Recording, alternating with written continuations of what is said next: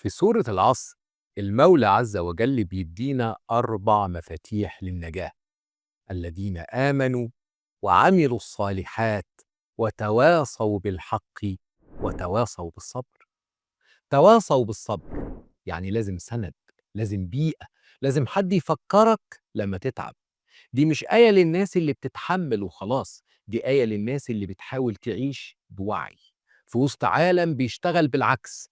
احنا غالبا اتربينا نسمع الصبر كأنه فضيلة رخوة: اسكت، استحمل، عديها. بس لو قريناها في سياق السورة وفي سياق زماننا هنلاقي ان الصبر هنا أقرب لمعنى تثبيت النفس قدام ماكينة ضخمة بتسحبك ناحية الأسهل والأسرع والأكثر إدمانا. الصورة بتقولك أنت خسران افتراضيا إلا لو كنت في وسط ناس بتسندك وبتوجهك، وده لوحده كفاية يفهمك إن الطريق مش فردي ومش سهل ومش طبيعي تمشي لوحدك.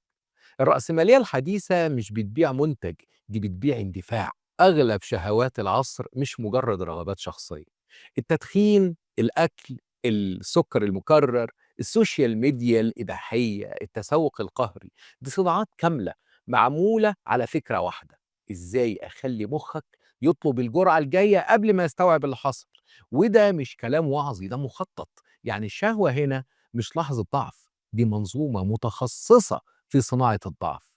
الصبر في سورة العصر مش تحمل، الصبر إدارة للرغبة. لو أخذنا الصبر في عصرنا هنلاقيه أقرب لمعنى إنك ترفض إعادة برمجة دماغك.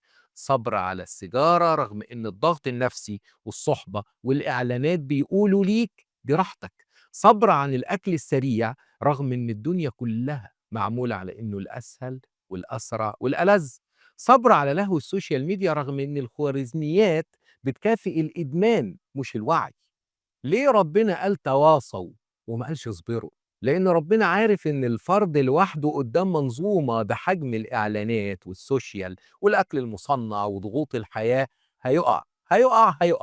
لكن الجماعة الواعية بتعمل حاجتين مهمين جدا: بتحميك من تفسير الواقعة على إنها فشل، وبتفكلك الموقف وبتقولك ده انسحاب مش ضعف. وده جوهر تواصل. واحد بيحاول يبطل تدخين يقع، لكن لو حواليه ناس بتساعده هيرجع بسرعة. لو حواليه ناس تانية هيتثبت في الذنب ويكمل. واحدة بتحاول تظبط أكلها المجتمع هيسخر منها. لو حواليها حد بيقول لها اختيارك صح حتى لو هو مش شائع هتتدفى بيهم. الصبر هنا تأجيل اللذة لصالح الحياة. الرأسمالية بتتعامل معاك كالتالي: خد اللذة دلوقتي وتصرف في العواقب بعدين. سورة العصر بترد عليك بمنطق معاكس: اللي بيكسب هو اللي يقدر يستنى الصحة بدل المتعة السريعة، يستنى التركيز بدل التشتت، يستنى السلام الداخلي بدل الهروب. وده مش حرمان، ده استثمار في إنك تفضل مالك نفسك. الإسلام مش بيقولك اقفل على نفسك الحياة، بس بيقولك ما تخليش حياتك تتسحب بخيط واحد اسمه دلوقتي. الصبر مش معناه ما تستمتعش، الصبر معناه ما تبقاش أسير للاستمتاع. الفرق ما بين أنا بختار وأنا مجبور هو الفرق ما بين إنسان حر وإنسان مسجون. شفاء ورحمة.